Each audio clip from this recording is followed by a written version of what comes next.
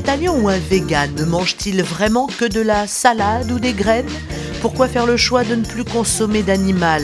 Veut-il uniquement se distinguer du reste de la population en prônant une alimentation 100% végétale ? Est-il peu joyeux et triste comme le veut la croyance ? Réponse dans ce cours de cuisine organisé par Marie, la créatrice du restaurant végétal et engagé Green Rainbow à Paris.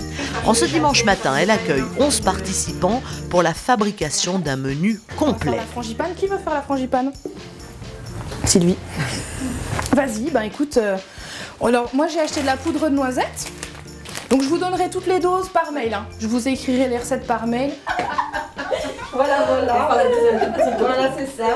Bon, je pense que c'est bon. J'ai toujours aimé cuisiner, même chez mes parents, enfin mes parents aiment bien cuisiner aussi, on a toujours eu le droit en fait de mettre la main à la pâte chez nous. J'aime bien partager, j'aime bien inviter des gens chez moi, donc qu'est-ce qui pouvait le mieux regrouper tout ça ? Ben finalement c'était un restaurant quoi, donc je me suis lancée, voilà. Donc après les épices vous mettez ce que vous voulez, hein. Vous pouvez même mettre, voilà c'est pas la saison, c'est pour ça que j'ai pas acheté mais... Et donc là ça permet de montrer qu'avec des 2-3 produits simples mais qu'on trouve partout dans n'importe quel hypermarché, supérette, épicerie à Paris ou n'importe où ailleurs, ben, tu peux faire du bon vegan, un truc sain, facile, rapide et sympa à manger quoi. Marie avait un autre métier avant son restaurant, mais elle a fait rapidement le constat qu'il ne correspondait en rien à ce qu'elle était et aux valeurs qu'elle défendait. Donc, je travaillais en tant qu'ingénieure spécialiste en environnement dans une boîte de publishing. Et donc j'étais responsable de tout ce qui était empreinte carbone, bilan carbone des productions de nos clients. Et en fait je me suis rendu compte que c'était vraiment l'argent qui régissait tout ça. Donc en gros, si le client payait, on faisait ce que le client voulait. C'est-à-dire même mentir sur les chiffres par exemple. Et il y a beaucoup d'entreprises, toutes les grosses boîtes font du greenwashing. C'était plus la publicité verte pour faire croire que l'entreprise faisait des choses bien vis-à-vis de l'environnement. Je militais le week-end contre des gens pour qui je travaillais la semaine. Donc c'était très compliqué et donc du coup j'ai arrêté, voilà. Les participants de cet atelier cuisine ne sont pas tous véganes, mais ils sont ouverts à la discussion et au respect de la vie.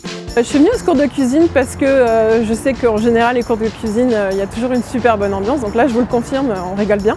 Et puis mettre un petit peu de peps comme ça dans la cuisine de tous les jours, apprendre des nouvelles recettes, peut-être un petit peu par la suite les personnaliser et en faire les miennes. Mais voilà, que ça devienne finalement des nouvelles habitudes végétaliennes. Ça fait pratiquement 10 ans que je suis végétarienne. Et devenir végétalien, en fait, c'est vraiment en regardant les vidéos, c'est voir cette souffrance, voir les poules qui sont dans des dans les trucs grillagés où ils ne peuvent même pas poser des pâtes, faire des becs coupés, les petits poussins broyés, les vaches laitières. En fait, je ne me rendais pas compte. En fait, de l'élevage, pour moi l'élevage c'était l'élevage dans la prairie. Je me suis en fait jamais posé la question, je me suis jamais documentée pour savoir d'où venaient mes produits en fait que j'ai achetés.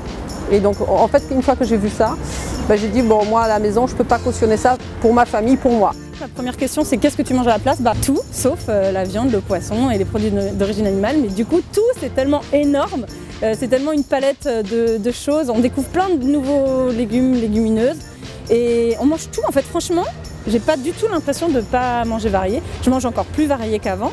C'est juste plus diversifié, plus coloré, plus fun, plus rigolo parce que justement on cherche. Mon réveil, ça a été la vidéo L214 des abattoirs d'Alès, donc octobre 2015.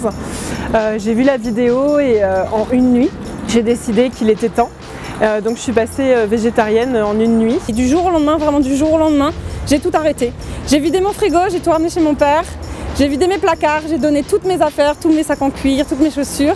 Et après j'ai regardé comment je pouvais m'alimenter autrement, comment je pouvais vivre autrement. Et c'est absolument pas compliqué, contrairement à ce que pensent les gens. L'ampleur de la souffrance animale est immense et incontestable. Elle est savamment dissimulée aux yeux des consommateurs. Les méfaits de la viande et des produits laitiers sur l'organisme humain, à moyen ou à long terme, sont démontrés. Et l'élevage intensif est une catastrophe écologique pour notre planète.